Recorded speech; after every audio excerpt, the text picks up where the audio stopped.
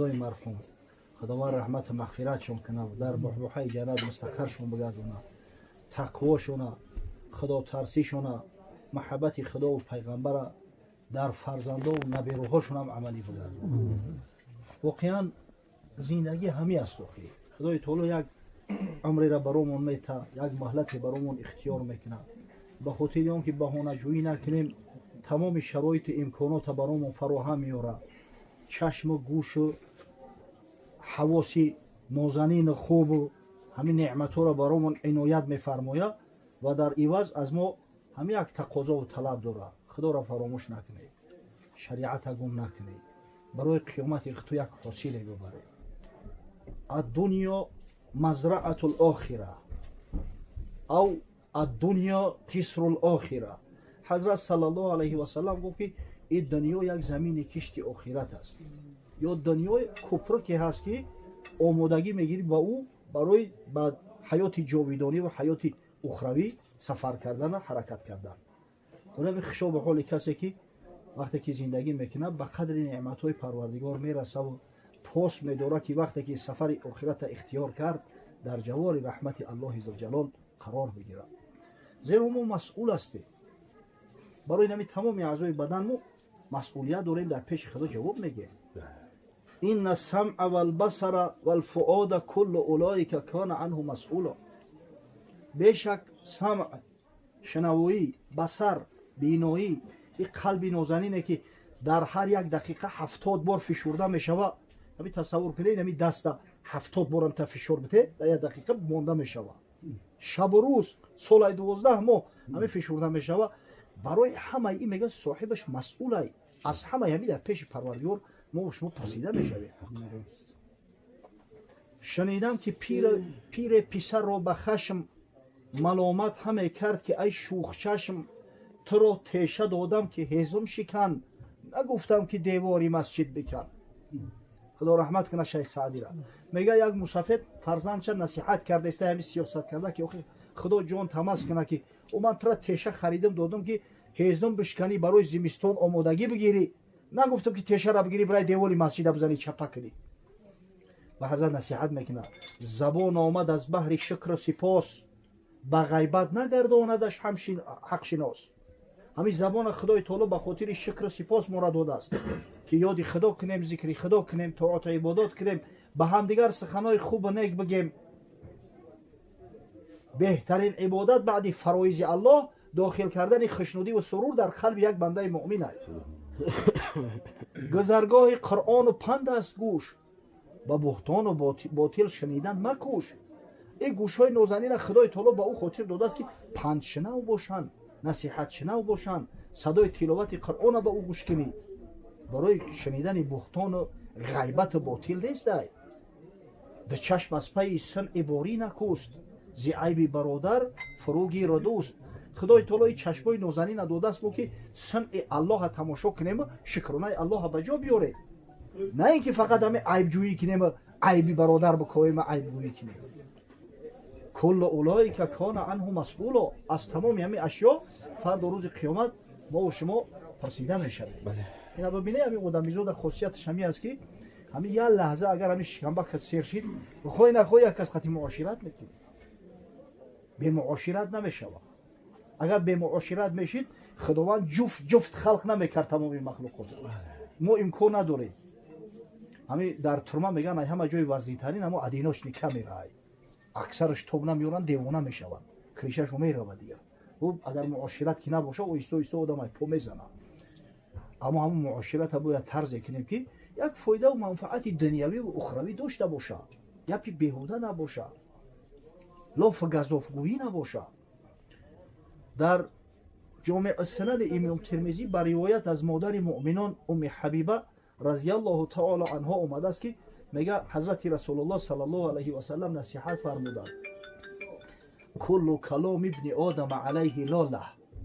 هر سخنی که فرزند آدم میگه به مقابل خودش میگه، بر ضد خودش میگه، او با فایده و منفعتش نیست. ولی اون فیلم خارجی را ببینه، وقتی یک کسی که پلیس میکپه میگه هر سخنی که بگوی به مقابل استفاده برده میشوه. هر سخنی میگیم با مقابل مونه، با فایده و منفعت مونه نیست. الا امر بالمعروف او نهی عن منکر او ذکر الله تعالی. مگر سه چیز: امری به معروف، نهی از منکر، یاد و ذکر پروردگار کردن. اینو فقط ثواب میارن به صاحبش، به مقابل صاحبش نیست. ولی من لااقل در این محفلای خیر در جای خوب کشیدیم، سعی تلاش کنیم که یک چند سخن هم که باشه از خدا و پیغمبر بگیم، پند نصیحتی بزرگوارها یک بار دیگر تاکید کنیم.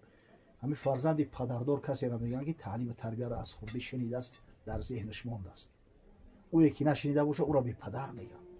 دیده یک کسی هم سفید به احترامی کرد، میگن پدر نداشته است، بی پدره، یعنی بی تربیه. سعی کنیم شنیدگی اون را ببریم در خونه به فرزندان برسونیم. بسیار مهم است کار برادرای عزیز. ولی همین جای نگاه میکنیم غیبت، غرغر، سیاست هم بگیم غیبت میکنیم، تجارت هم بگیم غیبت میکنیم، حتی اگر هم یگون قصه هم بکنیم غیبت میکنیم، همسایه را غیبت میکنیم، رفیق غیبت میکنیم، برادر را غیبت میکنیم، خویش پیوندو را غیبت میکنیم، بیگانه را غیبت میکنیم. در ذهن موحد هنه میگذاره که غیبت گناه کبیره های. غیبت گناه کبیره های. کسی غیبت میکنه در جان خودش جور کرده است. سبحان الله.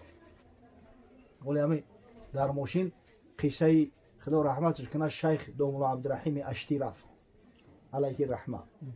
این مرد خدا واقعا همین تقواش مثل یک آفتابی درخشان بود. انشالله بعدی وفات شد اما نوری همون تقوا علی باقی موندگی است. در تاریخ خیلی آدما بسیار کم میگذرن. شاید اکثر تو میشناسینش، کسایی که نمیشناسه آگاه هسته که همین روزای نزدیک خدا رحمت مغفرتش کنه در روسیه وفات کردن، آوردن در همینجا گوراندن شد.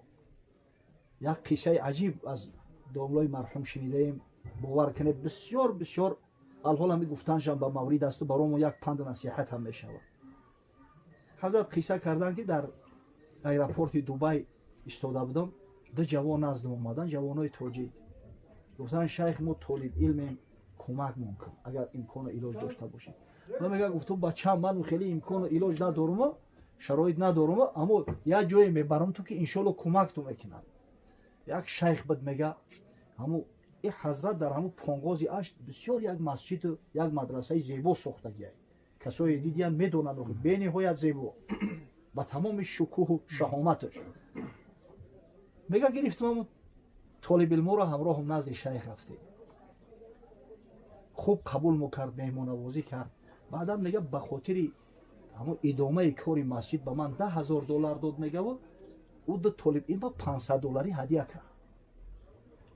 سال آیندهش همون دو طالب علم چون خریستن خونه همون شیخ رفتیان خی او عزت شو کرده است، برآورده $500 شون داد است. گفتن شیخ برای چی تو یک فریبگری ماشینی که $10,000 میتی و ما طالب علم ما را $500 میتی؟ گفت است خیلی نگن آخه او شیخ مسجد ساخته است، برای خودش نه برای مسجد گرفته است. دروغ میگن. گفت است تاجیکای ما عادت شو همیه. نعوذ بالله. ببینید خودشون ناکس نامرد با یک خلق یک ملت دیگر اینا میخوان سعی میکنن که داغ بگذارن. دیگه میگه او شیخ هم در استراب غلطیده است که ما بودو همین حقیقتا همین ماشینیکو بسیارن که خیلی و نیرنگ بزرگ. تلفن کرد میگه گفت که میام تماشا میام.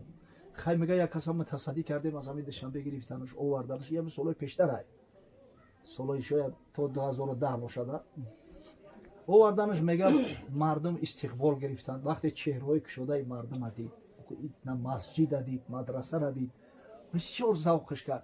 گفت شیخ میخواهم یک طهارت تازه کنم. بعد میگه گفتیم مرحمت این مسجدای بسیار زیبا مقصد طهارت خانه‌های زمانوی کردگیم. نگو میخواهم در خانه طهارت کنم. خیلی میگه بردمش خونه را یک با تعجب تماشا کرد. خانه‌هاش مثل همون خانه‌های همون صحابه‌های پیغمبر صلی الله علیه و سلم. بعد میگه یک دستوبه را دادمش، یک افتوبه را برای طهارت کردن آب دست و نشانش دادم. باقا میگه که ها همونجا برا مقصد که استنجای آبی کن، ما مستحباب رو همونجا بکنیم. باید تعجب میگه گفت که شما حموم نداری؟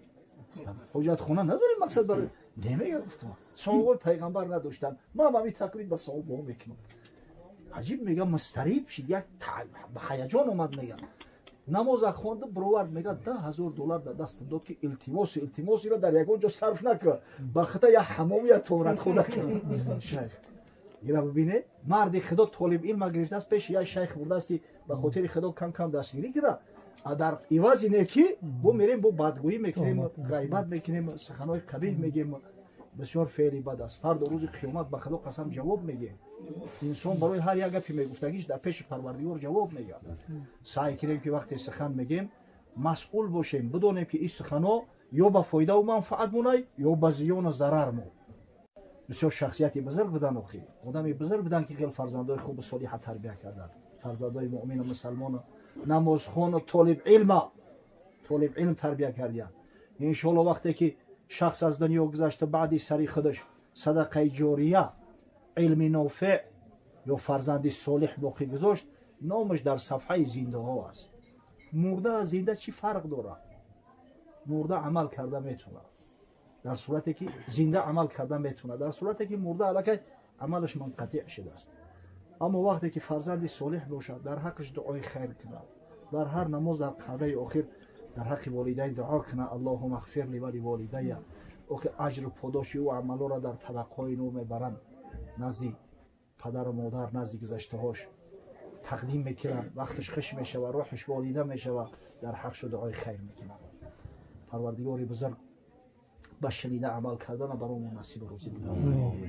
پدری ایشونی قدردین خداوند رحمت مغفرت کنه و در بحبوحه جنت مستقر بدارونه. خداوند به ما زنده ها را غیرت بده، شهامت بده که در طلب علم باشیم، جویای علم باشیم. متاسفانه از علم آموزیده ما را اخلاقی ما بسیار است. همین مشاهده میکنم از علم آموزیده اخلاقی ما بسیار است. دین یک کس زنگ زده است میگه دوملو این شما گفته دسته که همین خضر علیه السلام به یک روایت گویا که دجال کشته است. ایچ خیلی ای اوه پیش پیغمبر مردگی ای پیغمبر گفته است که اگر به شرط خضر زنده میشید داره زیارت میکرد. من گفتم همین گپ پتای جو فهمیدی که پیغمبر گفته است که اگر خضر زنده بشید داره زیارت میکرد. اوه علما میگن که دگجو میگن اینا اینترنت میگن آخه ناشگری چوا. ای بدبخت شما توهین نکنه، شما دروغ به پیغمبر صلی الله علیه و سلام نبنده، پگه در پیش خدا جواب میگه. در کجا گفته است پیغمبر که لو کان حیا لزورنی نعوذ بالله؟ آخه حدیث موضوع اگر وقتی به پیغمبر نسبتش میتن. بعضی انسان ها هم میگه گفتن که اگر زنده میشید پیغمبر از زیارت میکرد، نه که همونا را ما پیش خود گفتگی. اگر چند حدیثی صحیح نداریم، اما ابن اساکر به 3-4 طریق روایت کرده است. امام بیهقی در دلایل النبوت به چند طریق روایت کرده است حدیثی را که از انس ابن مالک بوره میگه حضرت صلی الله علیه و سلم همراهمون در مسجد بود، منتظر فرض بامداد بودیم. از یک گوشه مسجد صدا یک دعای به گوشمان رسید. شخص با آب دیده دعا میکرد اللهم اعنی علی ما ینجینی مما خوفتنی. پروردگار را از تو کمک میخواهم با چیزی که سبب نجات ما میشود از آتش جهنمی که تو ما را خوف میتی از من. میگه حضرت انس بن مالک میگه من گفت که کبرا نزدش بگو که رسول الله صلی الله علیه و سلم میگه در حقم دعا کنه، طلب استغفار میجوی حضرت. میگه تعجب کردم اومدم گفتم که رسول الله صلی الله علیه و سلم من فرستاد که در حقش دعا کنی، طلب استغفار کنی. گفت برگرد به حضرت صلی الله علیه و سلم بگو که ان الله فضله علی سایر الانبیاء کما فضل رمضان علی سایر الشهور. خداوند فضیلت داده است محمد صلی الله علیه و سلم نسبت دیگر پیغمبران، همچنانه که فضیلت داده است ماه شریف رمضان نسبت دیگر ماها. مقصد فضیلت مرتبه ای همه بالاتر است. اگر چند حدیثی ضعیف است با چندین طریق روایت شده است، اما همون جاهلایی که دعوا میکنن که اوه اگر زنده میشید حضرت از زیارت میکرد، چی دلیل داشته باشن؟ حضرت وقتی درباره دجال گپ میزد چنان گپ میزد که صحابه میگن ما گمان میکرده که ای پشت می درختای نخل ما را تماشا دارند. اگر حضرت یقین نمیداشت که انا مقصد همون دجال بدبخت خسته چی نمیکرد؟ انا ابن سیاد یهودی را گمان دجال نمیکرد. خب ما تاسفانه اینمی یخی چیزا نمیفهمیم، بلقلق میکنیم فلانی ایتا میگه فلانی ایتا میگه، همین دغل هم شوه هر کس نامعقولی خود چکنه. چی از هر کس دست درازی میکنه. باز تکرارم که شوه میگم بریم سعی کنیم وقتی چیزی را میگیم اندیشه قطعی بگیم. کفا بالمرء کذبا ان یحدث بكل ما سمع. بهونه کردن هم نمیتونیم. خیلی کس در اینترنت گفته است که برای مرد همین قدر دروغ کافی است که هر چیزی را که شنیده است به تحقیق بگه. اینا دروغگو حساب میخوره وقتی تحقیق نکرد. پروردگار بزرگ رحمت و مغفرت که مرحوم خداوند در بحبوحه جنت مستقرش بگرداند. پروردگار اعمال خیری فرزندا را به درگاه بی‌نیازت قبول فرما. در نامه اعمالش ثبت گردان و آخرتشون ساخت. خداوند امید به رحمت و شفقت تو داریم. مسلمان زیستن، مسلمان مردن، فردا روز قیامت در حلقه محبانت، در حلقه محبان حبیبت محمد صلی الله علیه و سلم محشور گشتن برامون نصیب کنید.